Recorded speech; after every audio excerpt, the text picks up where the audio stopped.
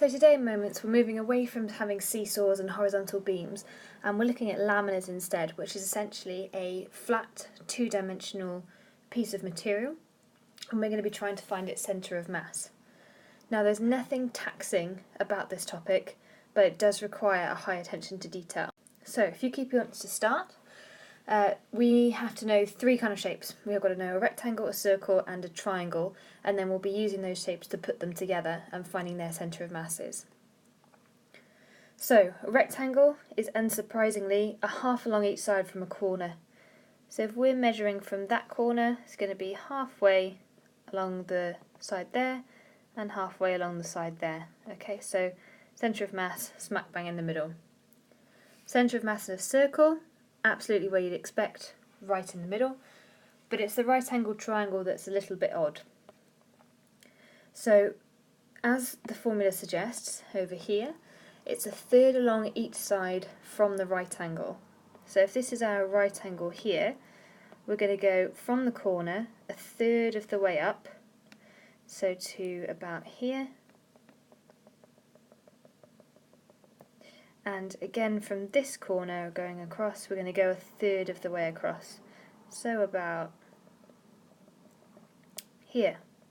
So dimensions wise it's going to be 5 along that way and 3 up because it's a third of the way.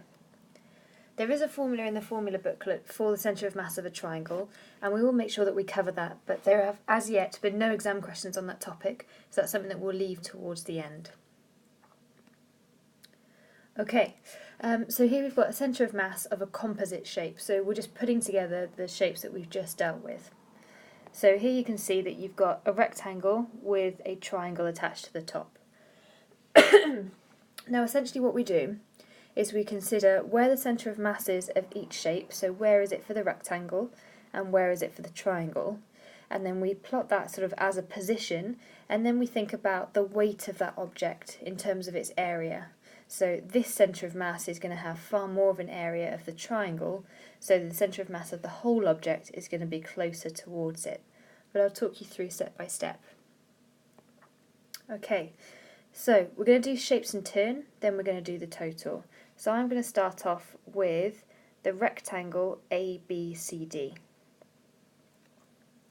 So we're going to look for the area of the shape. So it's 12 tall by 6 wide, so it's got an area of 72.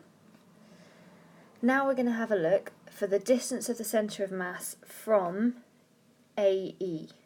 Okay, so we're looking from this line here, where is the centre of mass? Like, is it here, is it here, is it here, etc. So we're going for this one in the X direction. You might actually find it easy just to call this column X, but the textbook will call it distance of centre of mass from AE. Entirely your choice.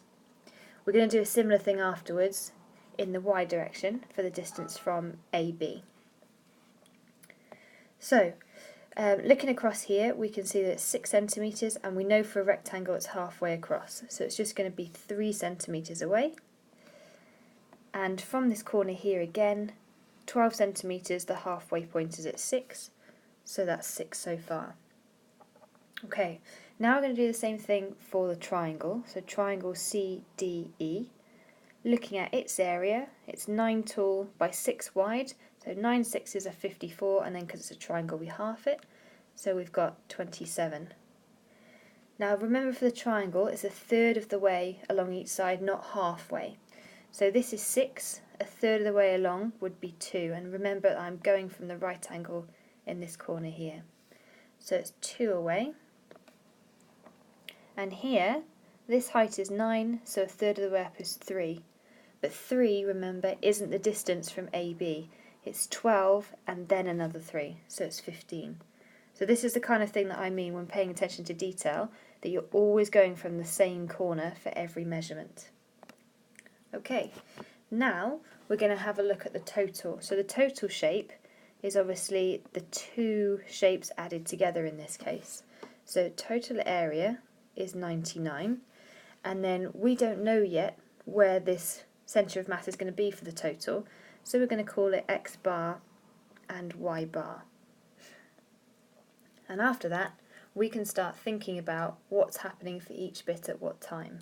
So first of all, I'm going to have a look in the x direction. So this shape had an area of 72, so we weight it with 72, and its distance was 3. So thinking about normal moments, weight is a force, 72 times by 3. Now this is also going to have a moment, 27 times by 2.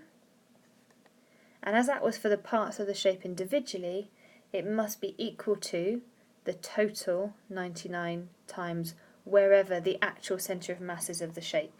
So this is the moment caused by the rectangle, this is the moment caused by the triangle, and this is the moment by the thing overall. And from that equation, all we then have to do is solve to find x bar. So 72 times by 3 plus 27 times 2 divided by 99 gives us 2.72 recurring, so 2.73 meters. Sorry, centimeters in this case.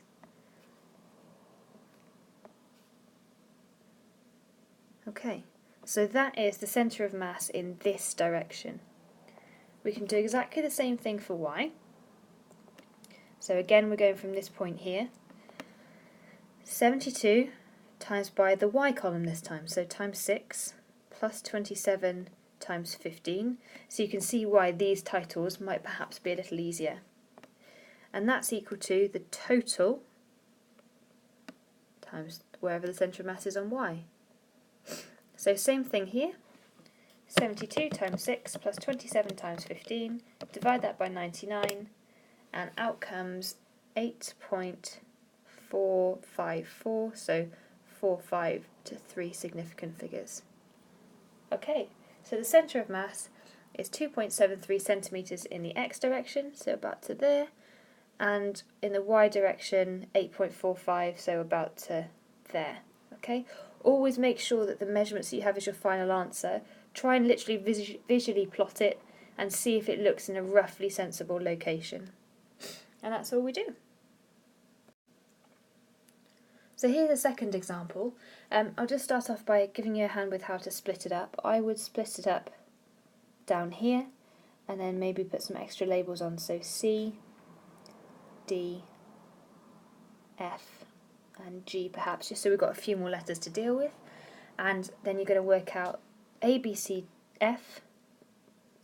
as a rectangle, and you can also work out DEFG as a rectangle, and you're going to do the total. Give it a go, try and pause the video and see if you can follow the same procedure from last time.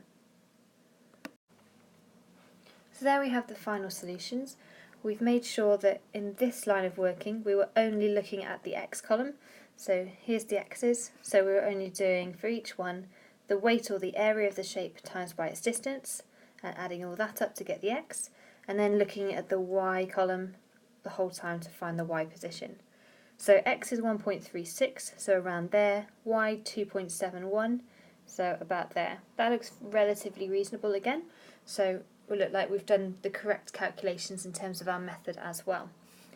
So most of the time all you'll be doing is finding the two individual shapes, or three individual shapes should it come to that, and then adding them together.